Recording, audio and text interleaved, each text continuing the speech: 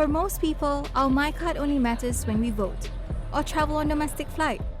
But for thousands of individuals, this identity card is much more than that. In this episode of The Society with me, Farhana, we will understand better the ever-present issue of statelessness in Malaysia.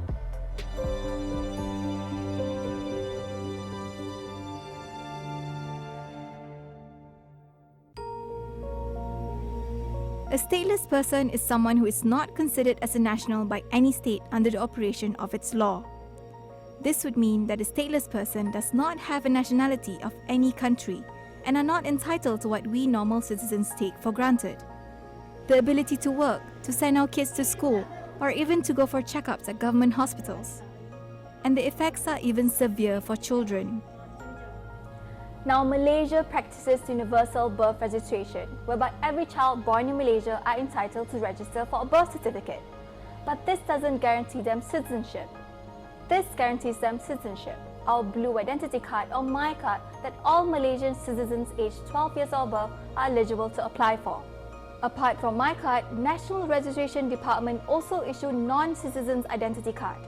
The red My PR for permanent residents and the green My Cast card for temporary residents issued to a person born in Malaysia but his or her nationality status cannot be determined.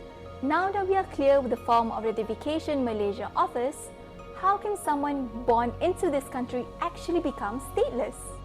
Isi merah. Isteri? Isteri dia lahir dekat sini. Lahir dekat sini tapi dia dokumen apa pun tak ada. Apa pun tadi.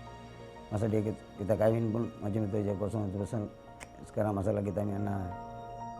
In Malaysia, when we talk about a person who is stateless, in fact, what we're talking about is persons who are undocumented, children who are refused citizenship recognition or identity card only because they may have not been able to produce so-called evidence or documents.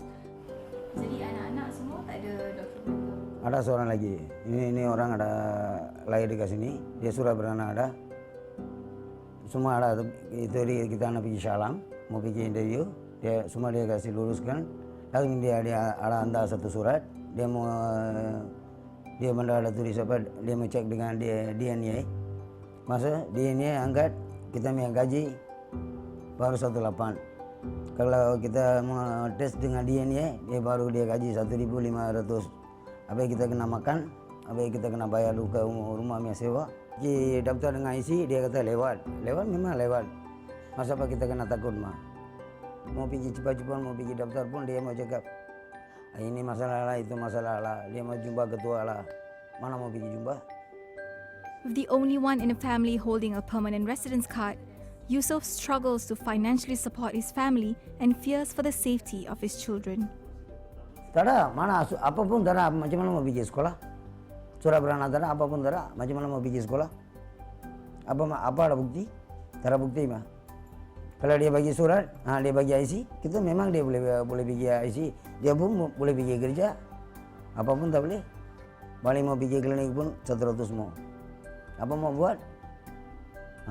Mesti kita pun kena jaga kita punya anak mah. சொல்லுங்க. போக முடியல, நிறைய பிரச்சனை இருக்கு. ஏதாச்சும் வாங்கணும்னா கூட IC வேணும். எல்லாத்துக்குமே இப்போ ஐசி வீட்டுக்குள்ள தானே இருக்கிறோம். Kita nak keluar sebulan satu kali mau beli barang saja untuk masakan barang lah, kalau runjit punya barang. Memang tak ada keluarnya. Masa dia orang takut. Bukan dia pun takut, saya pun takut juga. Masalah dia kena ada blok, kena tangan kereta, nanti dia taruh barang. IC pun tak ada, apa pun tak ada. Kalau IC ada, kita pun tak ada takutnya. Dia berani boleh jalannya. For those who are stateless, their future is set for a lifetime of obstacles. From the day they are born, they will be denied access to the hospital, they'll be denied access to schools, they will have a real huge problem in going to school. And once you don't have the access to school, then it becomes extra worse because you are not able to read and write, and so when you are illiterate, it becomes more difficult. And of course you can't go to work, you can't open an account, so everything is compounded by the very fact that you don't have citizenship, and you can't even leave the country. So you call them stateless, you do not accept them as Malaysians, So at the very least, they could migrate or go away. But because you don't have the cards, so you can't even have a travel document. When you don't have travel document, you can't leave the country. So it's basically you are creating a situation for a huge generation of young people with resentment and anger. In the case of Oscar and his adopted son Eugene, gaining citizenship has been a long and hard journey. He's born with autism, and actually he is an abandoned child by his mother, whom we knew as a tenant to us. After which she gave birth to this special child, Eugene, and then the private hospital maternity clinic called us and said that the patient has ran away. So we are left in a dilemma, so we brought him home. And upon him reaching up to 12 years old, we were very excited, 12 years old getting his IC. That was what my father did for me also. So we bought him new clothes, put on the tie, and then he's 12 years old, big boy. So went to apply for the IC. After waiting for 3 months, and then they said that, oh, your application has been rejected because he doesn't look like the parents. Today, Tim is already 19 years old, and we are still waiting. And then we said, what is the reason? No reason was given. And then why do you have to get us to reapply again and again? Then the JPN said, this is the process. All applicants for national citizenship are to reapply 2 to 3 times, then we consider. And since 2012 until today, 2019, I've been rejected more than 10 times. So in the case of an adopted child who cannot confirm who the biological parents are, whether they are foreigners or not, they would have to make that application before they reach 18 under the Article 15 of the Federal Constitution. And this is a discretion of the government, specifically the Home Minister, who is actually in charge. So when they make the application under 15A, what will happen is the JPN will forward all those documents to the KDN. And this is where it gets stuck, because thousands and thousands of applications for adopted children who cannot verify who their biological parents are, despite the fact that they've lived all their lives here, they're born here, and their adoptive parents are Malaysian, they are not granted citizenship. So that is the problem. So they remain stateless. And this we can't understand because it's JPN that issues the birth cert. And it is Jabatan Kebajikan, which is part of the government, who also allows the adoption to take place. So if you can formalize everything else, why do you stop short from giving that child that full benefit of living a proper life in Malaysia? He cannot apply for a concession bus fares. We are having difficulty. Before he was 12 years old, since he was 3 years old, he has been going for medication on psychologists consultation. Each time you go to the hospital, you need to present your book, and then they will register you that you are patient for today. So they will ask, where is his blue IC? I say it's in the process. So each and every time the clerk will try to chase us away. He knows what is happening. He understands. So when the nurse, this hospital registration clerk comment, and then shouting at me, saying that you please go away, you don't come back anymore. He is not happy. He understands. He understands. He felt embarrassed. He felt embarrassed. I can see his teary eyes. UNHCR estimate that there are at least 10 million people in the world who are stateless. But there are no official statistics to record the extent of statelessness in Malaysia.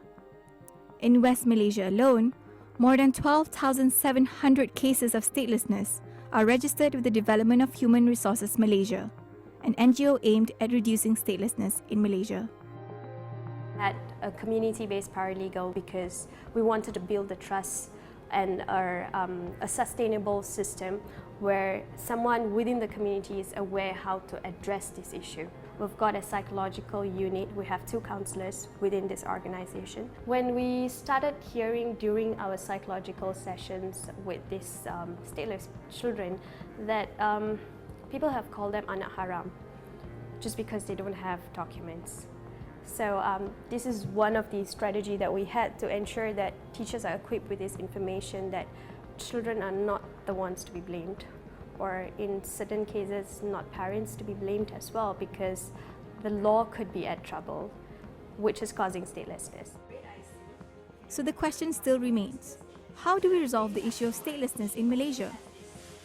Addressing statelessness in Malaysia, I could really put it in 2 words.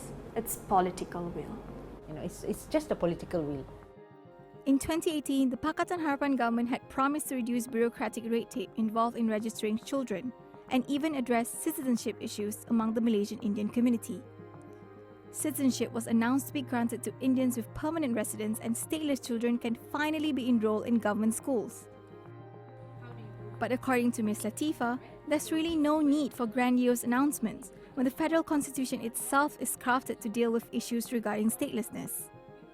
It's not a case where we don't have laws which will recognize these kids as citizens, but it's being interpreted and so-called applied in the wrong fashion.